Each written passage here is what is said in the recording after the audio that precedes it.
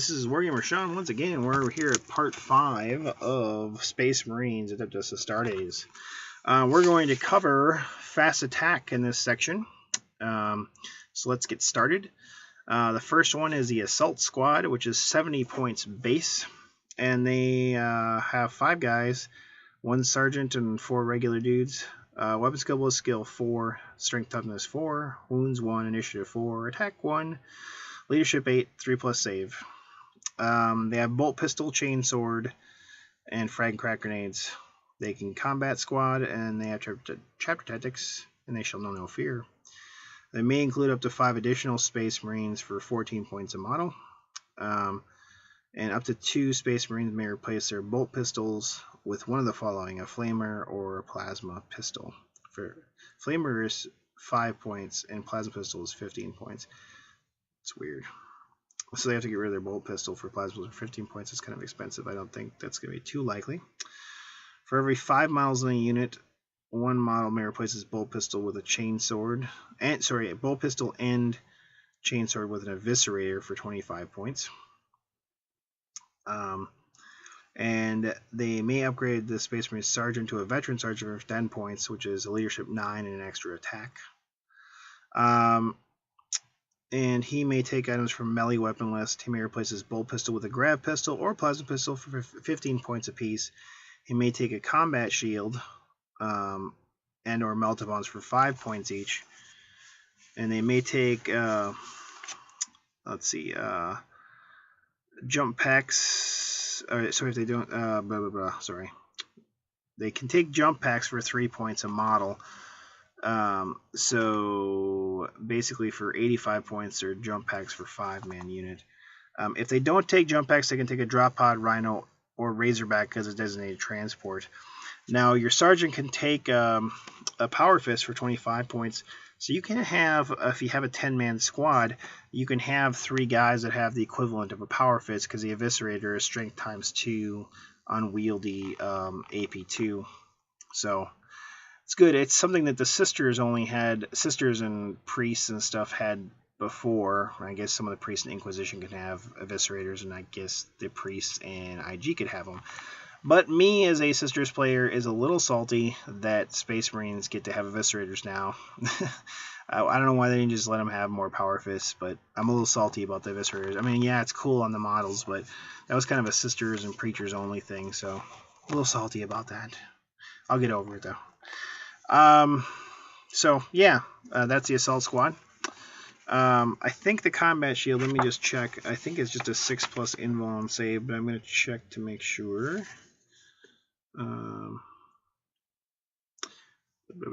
Yeah, 6+ invulnerable save. I don't know if it's really worth it. I mean, it's 5 points, I guess. The next one is a Scout Bike Squad. It's 54 points. For 3 bikes. One is a Scout Biker Sergeant. Their weapon skill was skill strength 4, toughness 5, wounds 1, initiative 4, attacks 1, leadership 8, 4+ save.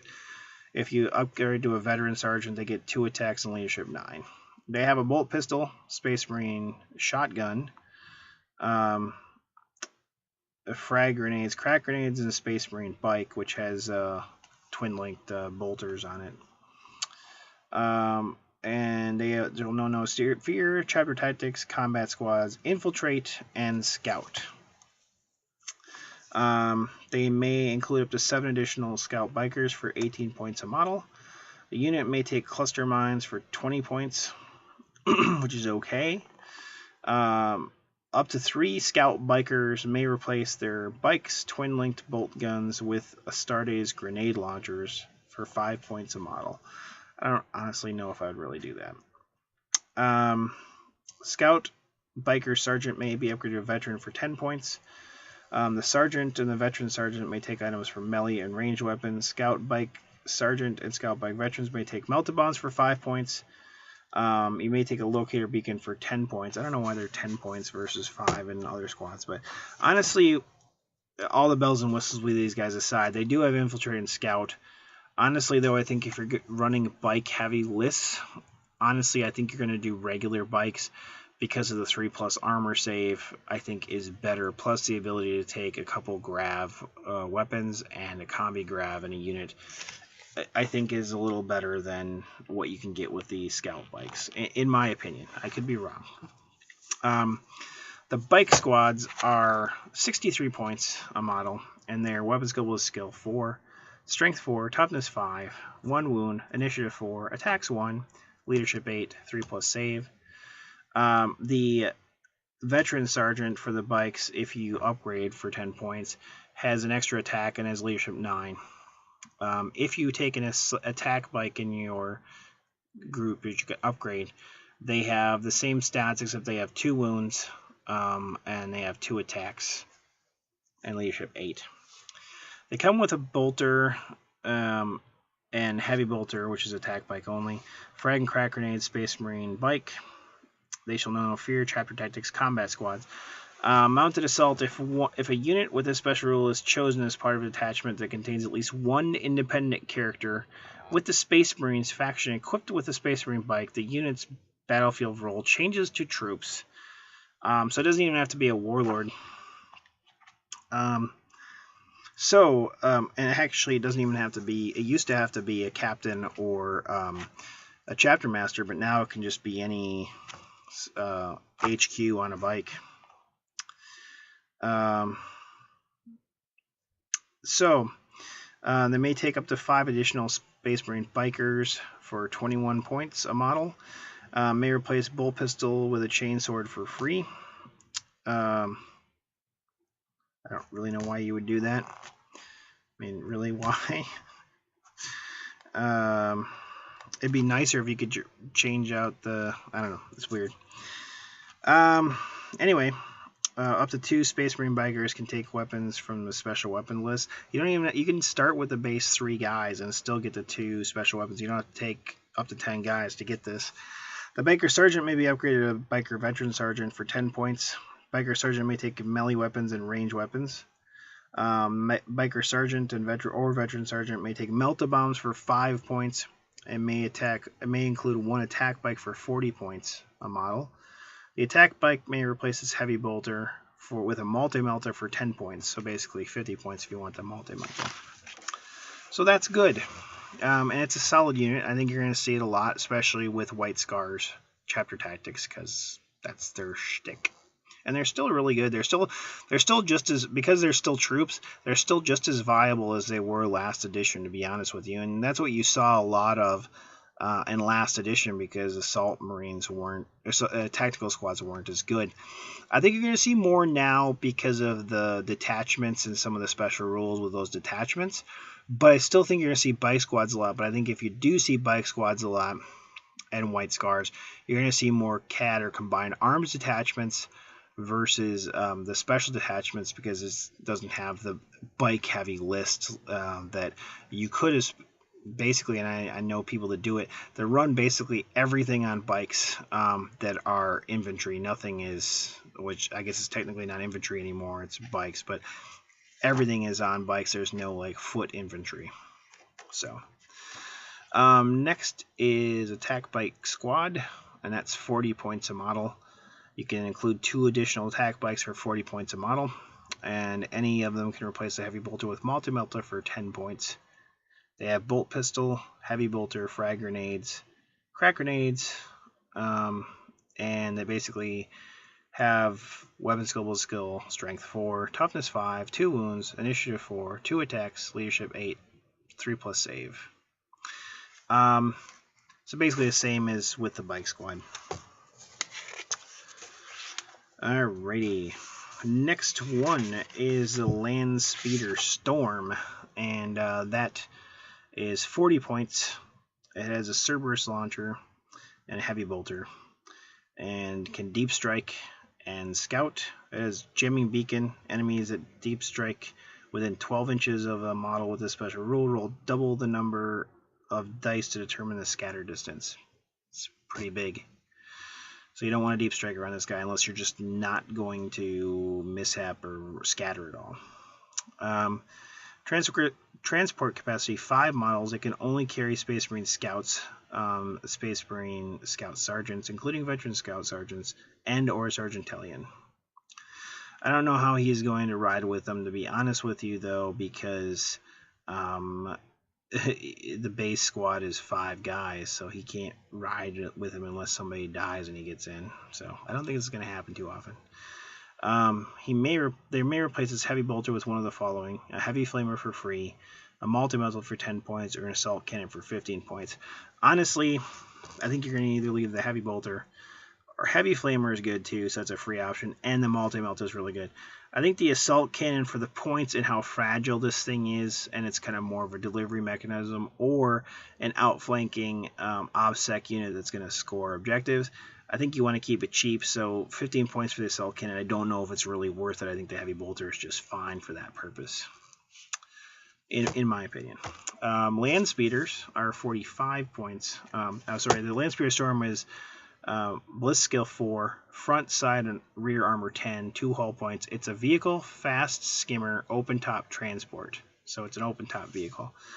The Landspeeder is Bliss skill 4, front, side, rear armor 10, hull points 2. It's a fast skimmer vehicle, but it's not open topped like the Storm is. It comes with 1 heavy bolter, and it can deep strike. It has anti-gravity upwash. Whilst this unit includes 3 land speeders, it can move an additional 6 inches when moving flat out. Okay. So it's faster than Eldar vehicles, if you have 3 of them. I don't think most of the time you're going to be flat outing them. Most of the time you're going to be shooting, because that's what they're for. Is kind of cheap, fast shooting little tanks. They're kind of like the Venom of the Space Marine world. You may take up to 2 additional land speeders for 45 points a model.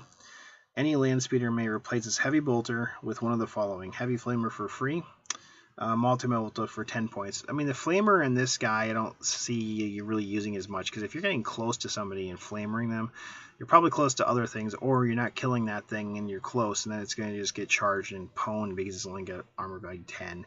So I don't see the heavy flamer really being that useful in this vehicle. The multi-melta certainly, though.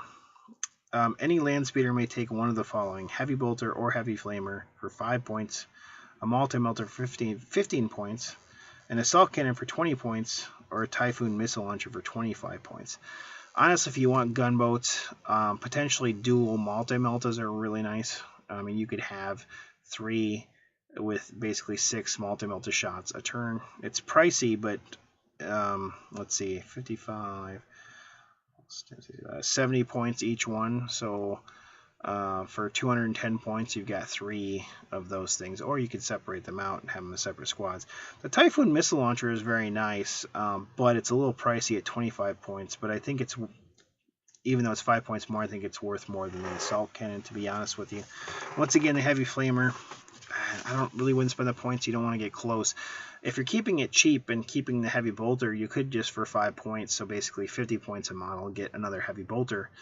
And so for 150 points, you got, let's see, 6, so 18 bolter shots. It's nothing to laugh at.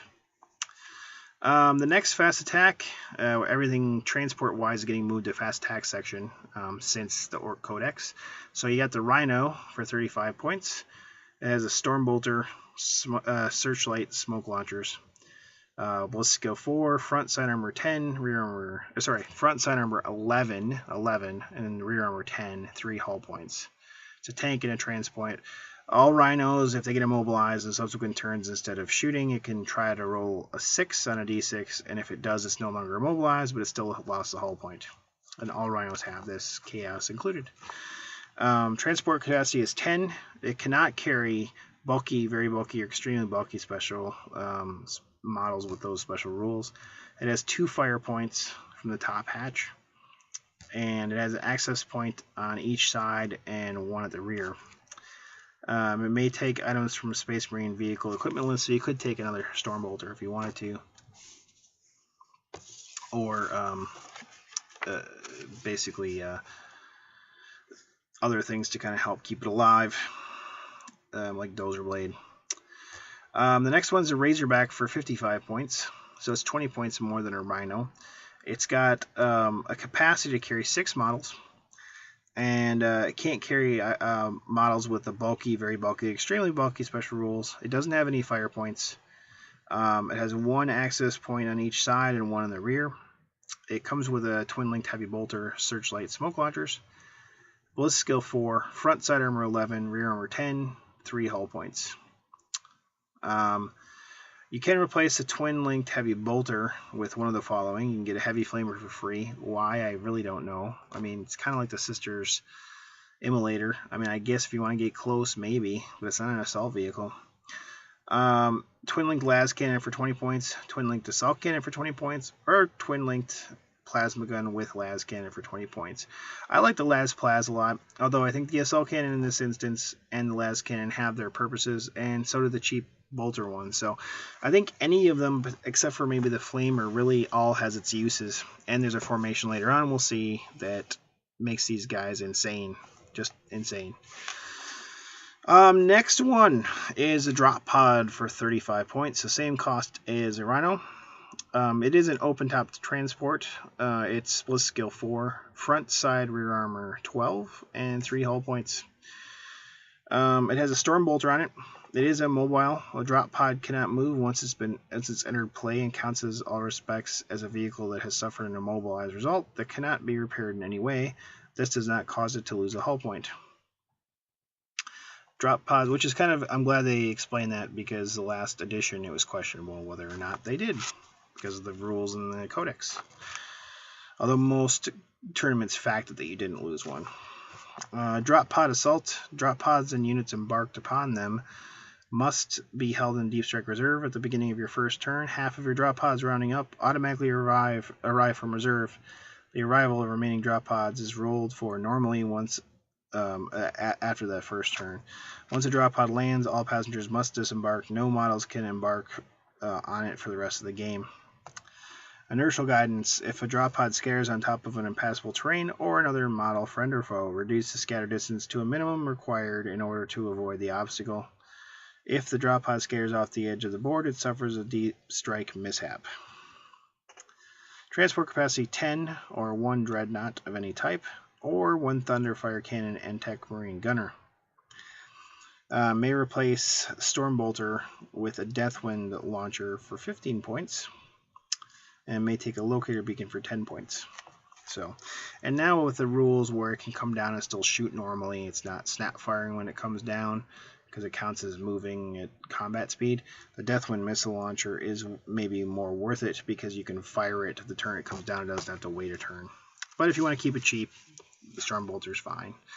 Locator beacons are nice if you have a lot of Terminators or things deep striking, because you can bring that in turn 1 and help them not scatter. The Storm Talon gunship is 110 points. It's ballistic skill 4, front side rear armor 10, 2 hull points. It's a flyer and also has a hover special rule. Has a twin-linked assault cannon, twin-linked heavy bolter, and ceramite plating, which means melta and things that get the extra D6 for armor penetration. It doesn't get it. Strafing run. What that does is it makes it ballistic skill 5 when it's shooting at certain ground targets on the ground. When zooming, a Storm Talon gunship can move an additional 6 inches if it moves flat out. When hovering, a Storm Talon receives +1 to its Jink cover saves. Other cover saves are unaffected. So if it is in hover mode and it jinks, it's got a 3-up Jink. It's silly. Once again, I guess I'm a little salty, but it's kind of silly since they're kind of eliminating it from the other codexes that they get +1 to their cover save, and yet this one they're just giving it to them for free. 3-up cover save is kind of big, but most of the time the gunship's usually in flight mode, not in hover mode, but sometimes you have to do it. You may replace your twin-linked heavy bolter with one of the following: Skyhammer missile launcher for 5 points, twin-linked las cannon for 15 points, or Typhoon missile launcher for 20 points. I think the Skyhammer missile launcher is pretty nice. I'm going to make sure I get the strength right before I say it. Strength 7, AP 4, Heavy 3. So we get 3 shots at strength 7, AP 4. It's pretty nice, a 60-inch range. So that one's probably one of the best ones, although the las cannon is certainly good too. Alright. That is it for the fast attack section. Let's see. Sorry guys, I'm just taking a gander quick. The next section is pretty big, and that's the heavy support, which is a pretty big section. So we'll cover that in part 6 of the Space Marine review. This is a big codex, so it's going to be a lot of reviews. Until then, take care, and I'll talk to you.